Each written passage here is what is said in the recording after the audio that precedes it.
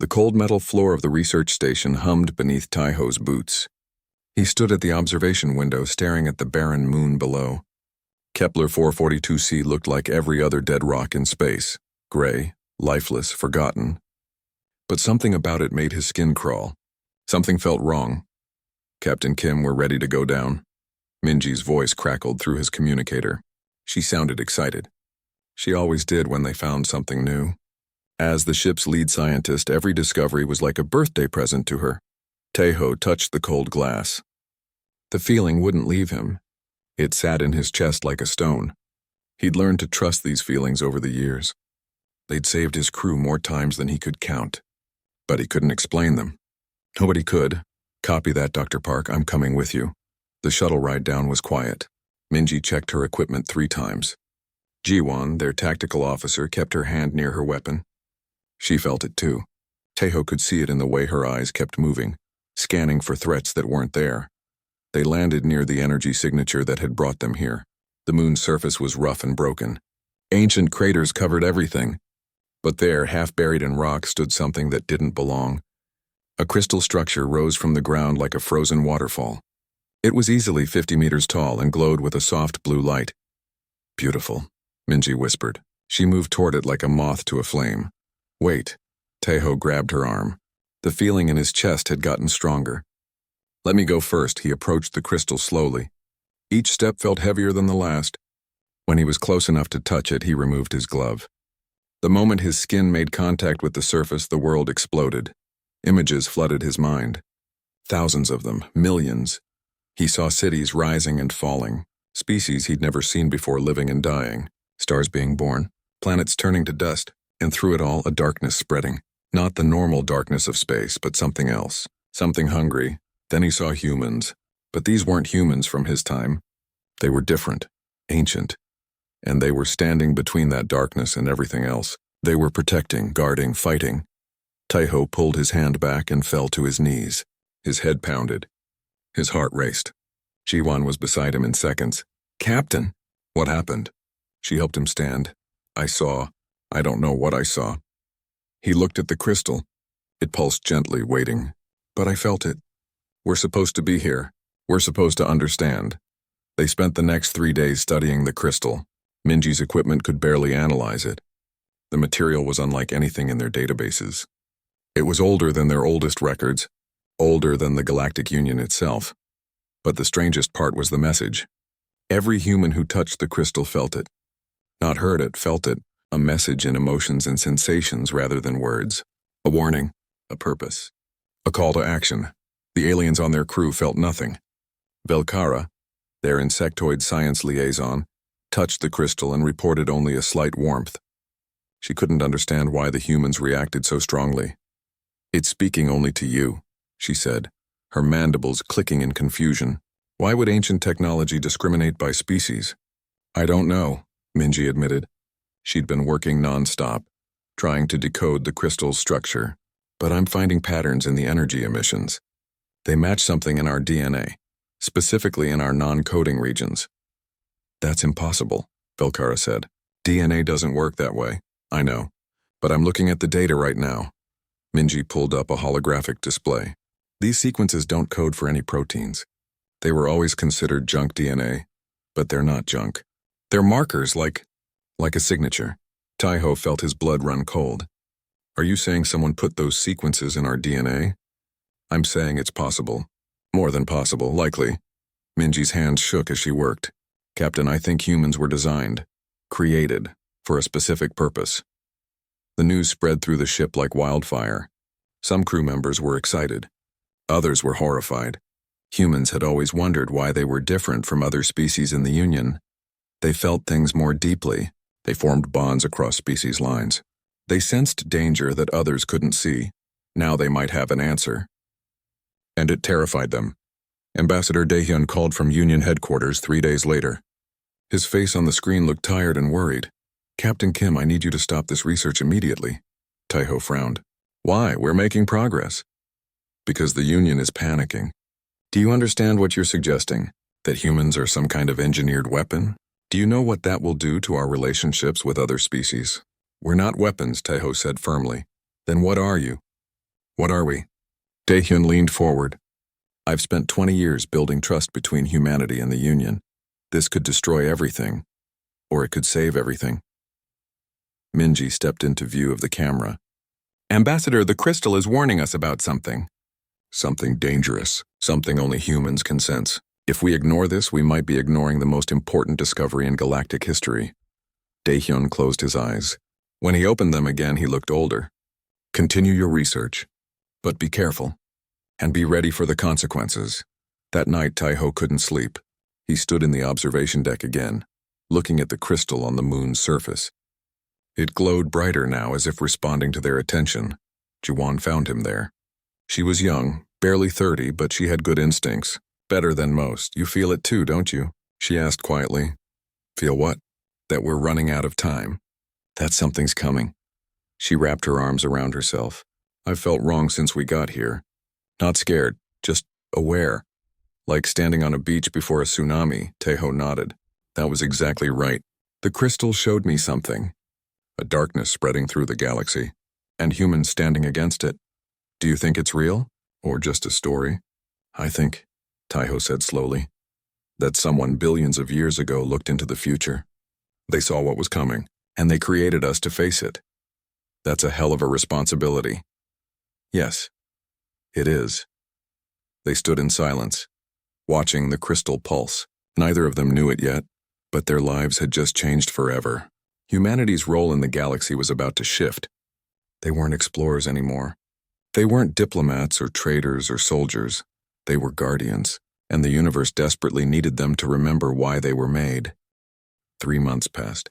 The crystal sat in a secure lab on the ship, still pulsing its silent message. Minji had decoded more of its patterns, but each answer raised 10 new questions.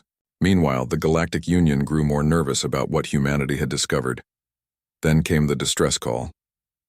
Or rather, the silence. Research Station Omega-7 stopped transmitting. No warning, no emergency broadcast, just silence. The station was home to 3,000 beings from a dozen different species. It couldn't just disappear. We're the closest ship, Jiwon reported. 6 hours at maximum speed. Taeho felt that familiar weight in his chest. The one that meant danger. Set course immediately. And raise shields. Shields? Captain, we don't know what happened. It could be a simple communications failure. His first officer was Korthan, a logical species that relied on data and evidence. Raise them anyway. The station appeared on their sensors exactly as it should, intact, powered, rotating gently in orbit around a gas giant. But every human on the bridge felt sick the moment they saw it. Something's wrong, Jiwon whispered. Her hand moved to her weapon without thinking. The station looks fine, the first officer said. All systems reading normal. Then why does it feel like death? Taeho couldn't explain it better than that. The station felt empty in a way that went beyond just being abandoned. They docked carefully. Taeho led a team aboard, insisting that only volunteers come with him. Every human volunteered. Most of the alien crew stayed behind, confused by the humans' reactions. The station's corridors were clean and well lit. Coffee cups sat on tables still half full. Computer screens displayed paused work. But there were no people. No bodies, no signs of struggle, just emptiness. Where did they go? Minji's voice echoed in the silence. Jiwon stopped walking. Her face went pale. It's here. What's here? Taeho asked, though he felt it too. A presence. Not a thing exactly. More like an absence.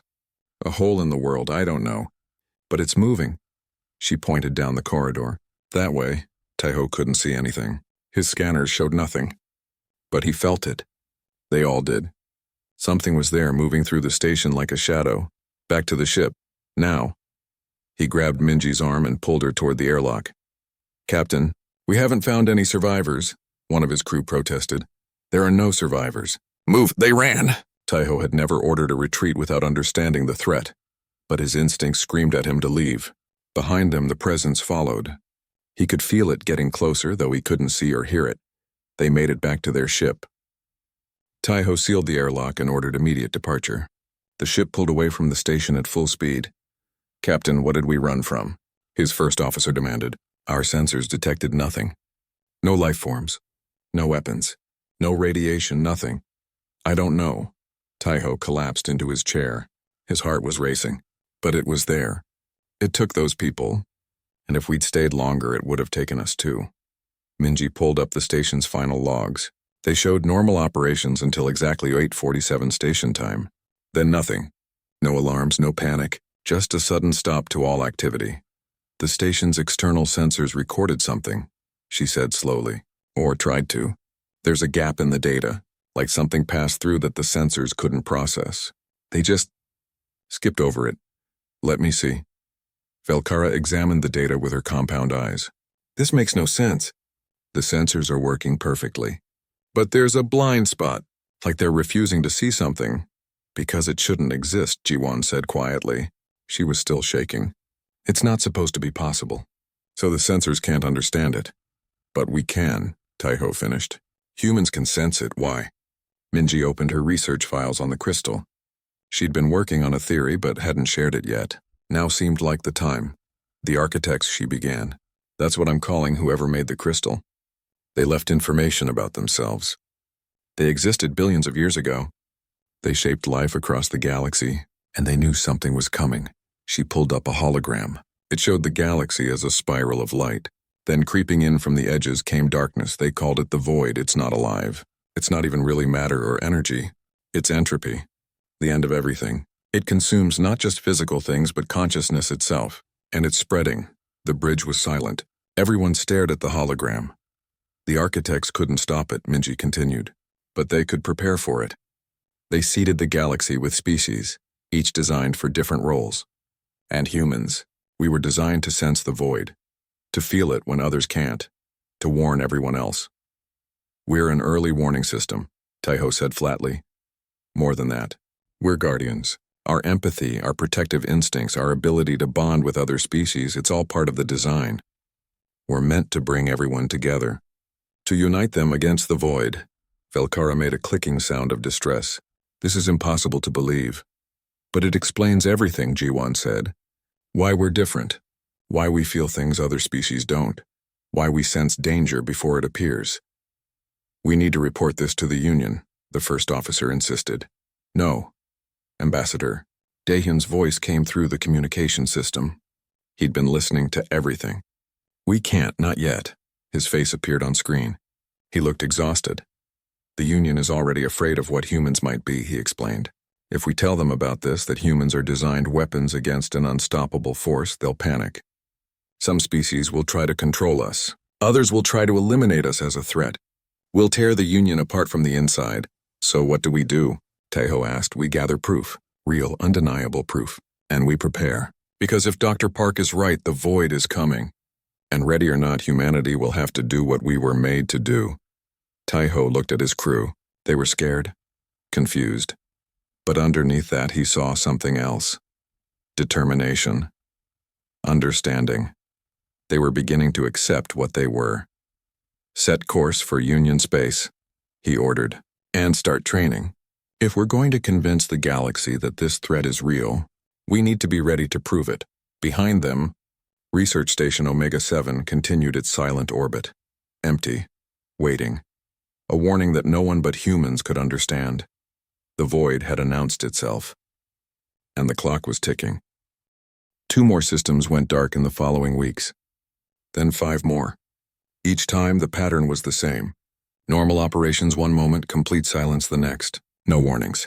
No survivors. Just empty stations and ships drifting in space.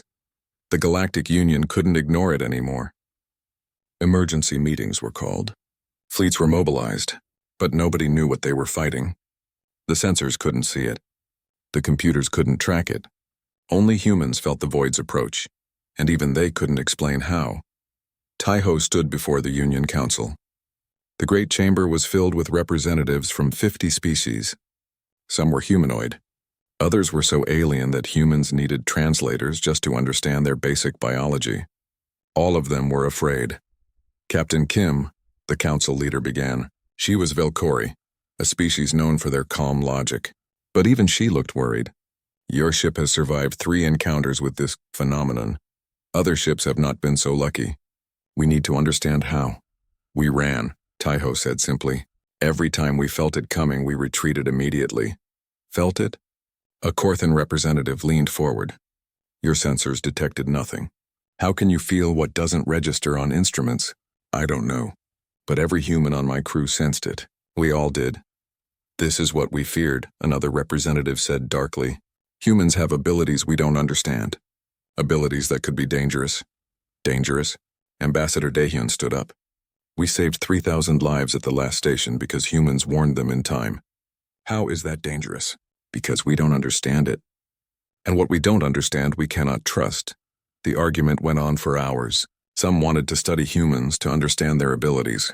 Others wanted to isolate them, keep them away from critical operations. A few even suggested that humans themselves might be connected to the disappearances. Taeho listened to it all with growing frustration. They were wasting time arguing when the void was spreading. Finally, he'd had enough. Stop. His voice cut through the debate. Just stop. You want to know what humans are? I'll tell you. We're your only chance. The chamber fell silent. We have evidence, he continued. Ancient evidence. There was a civilization billions of years ago. They saw this coming.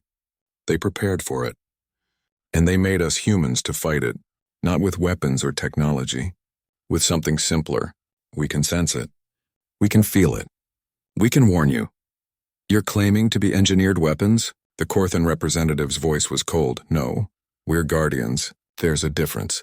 Dr. Minji stepped forward with her research. She projected the data from the crystal for everyone to see. The DNA markers. The patterns. The warnings left by the architects. This is real, she said firmly. And the threat is real. We estimate the void will reach the core systems within 6 months, maybe less. If you want to survive, you need to trust us. The council voted to allow a test program. Human advisors would be placed on volunteer ships. They would train mixed crews to respond to human warnings, even when sensors showed nothing. It was a compromise that satisfied no one, but it was better than nothing. Jiwon led the first training session. She stood before a group of 30 alien officers, all of them skeptical. I know this is hard, she began. You're being asked to ignore your instruments, to trust feelings over data. Everything in your training says that's wrong. It is wrong, a Threshan officer said. His insectoid face showed no emotion, but his tone was sharp. Logic dictates that we follow measurable evidence. Logic also dictates that you survive, Velkara said. She'd volunteered to help with the training. Human warnings have a perfect success rate. Ships that follow them survive. Ships that don't disappear. The evidence is clear. The training was hard. Aliens had to learn to watch human reactions instead of their screens. They had to practice immediate responses to human commands, even when those commands seemed crazy. They had to build trust across a gap that evolution had made almost impossible to cross. But slowly, it started to work. Crews learned to read human body language. They learned that when a human suddenly tensed or looked worried, it meant danger, even if sensors showed nothing. They learned to act first and ask questions later. Then came Elysian Station, the largest trade hub in the sector, home to millions of people from dozens of species. When the void approached, every human in the area felt it at once. Taeho's fleet was close enough to respond. 12 ships, a mix of human and alien crews. All of them had gone through the training program. It's here, Jiwon reported from the tactical station. Her face was pale. Multiple vectors. It's surrounding the station. I'm reading normal space, the sensor officer said. No contacts. No anomalies. Trust her, Taeho commanded. All ships begin evacuation procedures. Follow human navigation guidance. Do not under any circumstances fly into the areas we mark as dangerous. The next hour was chaos. Jiwon guided ships through invisible dangers, directing them around spaces that looked perfectly safe but felt wrong to every human present. Some alien pilots followed her instructions perfectly. Others hesitated, their instruments telling them she was wrong. Those who hesitated didn't make it. Ships that flew through the areas Jiwon had marked as dangerous simply stopped responding. No explosions, no debris. Just silence, but the trained crews survived. They evacuated nearly 2 million people from Elysian Station before the void consumed it completely. Taeho watched the station disappear from sensors. One moment it was there, solid and real. The next it was simply gone, erased, as if it had never existed. He collapsed in his chair after it was over. His head pounded. His hands shook. Directing the entire fleet's movements had pushed his abilities to their limit. "Captain," Minji rushed to his side. She ran a medical scanner over him. What she saw made her gasp. "Taiho, your neural patterns, they're damaged. Using your abilities this much is hurting you." "How bad?" "Bad. If you keep pushing like this, the damage could be permanent. You could lose your ability to sense the void. Or worse." Taiho looked at the rescued ships on his screen. 2 million lives saved. But at what cost? "The architects designed us to be guardians," he said quietly. "But they didn't make it easy, did they?" "No, they didn't." Minji's voice was gentle. "Being a guardian isn't just about having abilities. It's about being willing to sacrifice." News of the Elysian evacuation spread throughout the Union. Suddenly, humans weren't mysterious or dangerous. They were heroes, saviors, the species that stood between everyone else and oblivion. But with that recognition came new pressures. Every station wanted human advisors. Every fleet wanted human navigators. The demand was impossible to meet and the void kept spreading. Time was running out. Taiho spent 3 weeks in medical recovery. His neural damage was severe but not permanent, not yet. The doctors told him he needed to stop using his abilities so intensely. He told them that wasn't an option. While he recovered, the political situation changed dramatically. The Union Council passed new regulations requiring human observers on all frontier vessels. It was framed as a security measure, but everyone knew what it really meant. Humans were being turned into living warning systems. Ambassador Daehyun fought against it. "You can't mandate this," he argued before the council. "Humans are citizens, not tools. We have the same rights as any other species." "But you have unique abilities," the council leader replied. "Abilities that can save lives. Is it not your duty to use them?" "Duty and slavery are different things." Daehyun's voice was hard. "We will help, but we will not be forced." The compromise was fragile. Humans could volunteer for duty but couldn't be compelled. Many human colonies protested even this, arguing that their people were being weaponized. Other colonies embraced it, believing they were fulfilling their true purpose. Humanity was dividing over what it meant to be a guardian. Minji made her breakthrough during Taiho's recovery. She'd been studying the architect crystal nonstop, and finally decoded a critical piece of information. "It's not alive," she explained to the senior staff. "The void, I mean. It's not a creature or an enemy. It's a natural phenomenon. Like gravity or entropy, the universe is expanding and the void is a side effect of that expansion. It's the heat death of the universe happening too early. Can it be stopped?" Ji-won asked. "Not stopped, contained." Minji pulled up new data. The architects left technology scattered across the galaxy. Barrier generators. If we can find them and activate them all at once, we can create a boundary. The void will be trapped in the outer regions where it can expand harmlessly. "How many generators?" Taiho was sitting up now despite the doctor's protests. 12. On 12 different worlds. And they all need to be activated at exactly the same moment. "That's impossible," Velkara said. "The distances involved, the coordination required. Even with our best computers, we couldn't synchronize that precisely." "Computers can't," Minji agreed. "But guardians can. Someone who can sense the void's movements could feel the exact right moment. They could trigger their generator at precisely the right time." 12 guardians, Taiho said slowly. "Positioned at 12 sites, all acting on instinct rather than calculation." "Yes, but there's a problem." Minji's expression was grim. "The activation process is dangerous. The guardians will need to interface directly with the generators. It will drain their life force. The neural damage will be severe. Some might not survive." The room fell silent. They were asking people to sacrifice themselves, not in a moment of heroic action but deliberately, knowingly. "I'll do it," Taiho said immediately. "I'll take one of the generators." "Captain, you're already injured," Minji protested, "which is why I understand the cost better than anyone." He stood up, steadier than he'd been in weeks. "Being a guardian means more than just sensing danger. It means being willing to stand between others and harm, even when that harm is directed at us." Word spread about the mission. Taiho expected to struggle finding volunteers. Instead, he was overwhelmed. Hundreds of humans offered themselves. Young and old, military and civilian, from every human colony in space. Ji-won was among the first to volunteer. Taiho tried to talk her out of it. "You're too young," he said. "You have your whole life ahead of you." "That's exactly why I should do this." She met his eyes steadily.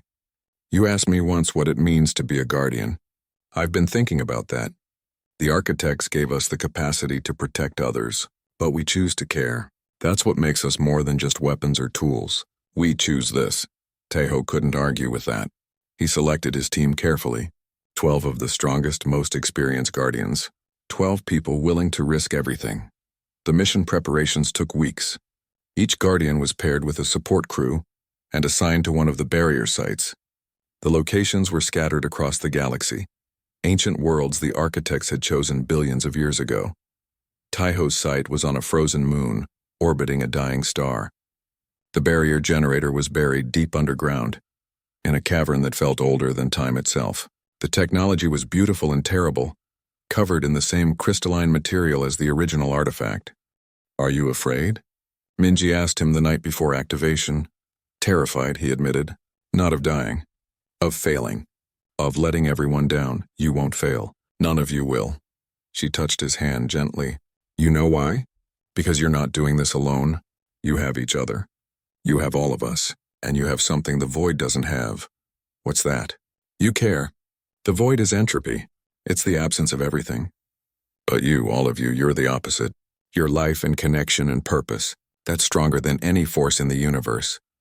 Ambassador Dahyun broadcast a message to the entire Union that night. His face appeared on every screen in civilized space. "Tomorrow, 12 humans will risk their lives to save all of us," he said. "They didn't ask to be guardians. They didn't choose to be born with these abilities. But they're choosing to use them. Not because they have to, not because anyone is forcing them, but because that's who they are." He paused, his voice thick with emotion. "We, humanity, we're not perfect. We're not gods. We're just people who happen to sense things others can't. But that sensitivity, that awareness, it comes from something deeper. We care about each other. About you. About life itself. And tomorrow will prove it." The response was overwhelming. Messages of support flooded in from every species in the Union. Even those who had been suspicious of humans now offered prayers and hope. On his frozen moon, Tejo stood before the barrier generator. Around the galaxy, 11 other guardians stood before their own generators. They couldn't see each other, couldn't communicate directly, but somehow he felt them, felt their determination, their fear, their courage. They were connected, not by technology or training, but by something deeper, by their nature as guardians, by their choice to stand together. "All stations report ready," Felkara said over the communications channel. "Beginning countdown." Tejo placed his hands on the generator. It hummed beneath his touch, recognizing him, recognizing what he was. A guardian, a protector, someone willing to stand in the gap. "This is it," he whispered, "for everyone who can't sense the danger, for everyone who needs someone to watch over them, for everyone who deserves to live." The void was coming. He could feel it approaching like a wave of cold nothingness, but he wasn't afraid anymore. He was ready. They all were. 12 guardians standing between life and oblivion, and they would not yield. The void came like a tide of darkness. Tejo felt it in every nerve, every cell of his body. It wasn't evil or angry. It simply was a force of nature, inevitable and unstoppable. Or it had been until today. Around the galaxy, 12 guardians stood at their posts. 12 humans connected by purpose and will. They couldn't see the void with their eyes or detect it with instruments, but they felt it. Oh, they felt it. Tejo's hands pressed against the generator. The ancient machine hummed, drawing power from somewhere deep in the planet's core. It was ready, waiting for the precise moment when the void's expansion would make it vulnerable to containment. But how would he know when? How could anyone know? Then he understood. The architects had designed humans for this exact moment. His instincts, his guardian nature would tell him. He just had to trust himself. The void grew closer. He could feel its approach like ice spreading through his veins. It consumed everything it touched, matter, energy, thought. Soon it would reach the core worlds. Soon it would be too late. Wait, not yet. Not yet, the moment stretched. Every second felt like an hour. Behind him, his crew watched in silence. They couldn't help him now. This was something only a guardian could do. Across the galaxy, Jiwan stood at her own generator. She felt Tejo somehow, felt his presence even though they were light years apart. She felt all of them, 12 points of determination holding back the dark. The void surged forward. Its expansion accelerated, reaching toward the populated zones. This was it. This was the moment. Now Tejo activated the generator. Power flooded through him, through the machine, through the planet itself. For a moment he was connected to everything, to the barrier being created, to the other guardians, to the very fabric of space. It hurt. It burned like fire in his mind.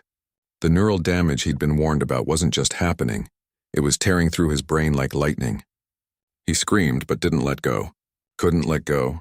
Around the galaxy, 12 barriers sprang into existence. Walls of pure energy, invisible to normal sensors but blazing bright to anyone who could sense the void. They formed a ring, a boundary, a line that could not be crossed. The void hit the barriers and stopped. For the first time in its existence, it encountered something it couldn't consume. The barriers held. The expansion halted. Tejo collapsed. The generator powered down automatically, its work complete. He lay on the cold stone floor, barely breathing. His crew rushed to him, shouting medical terms he couldn't understand. "Did it work?" he managed to whisper. "Yes." Minji's voice was thick with tears. "All 12 barriers are active. The void is contained. You did it." "You all did it. How many?" He had to know. How many guardians survived? Checking now. There was a long pause. 9. 9 survived. 3 didn't make it. Tejo closed his eyes. 3 dead. 3 people who had volunteered, knowing the risks.